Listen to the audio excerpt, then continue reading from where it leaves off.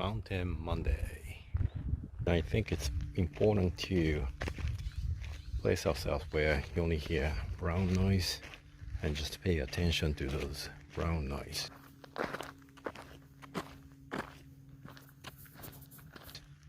We live and work in an environment where everything is clear, clean, intentional, conscious, logical.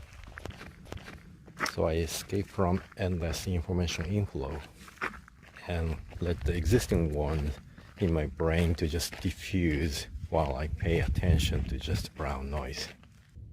And when we come out, those information still left in the brain already went through the natural creation process. With that, I have focus, have better decision, and regain passion towards good work. Happy Monday.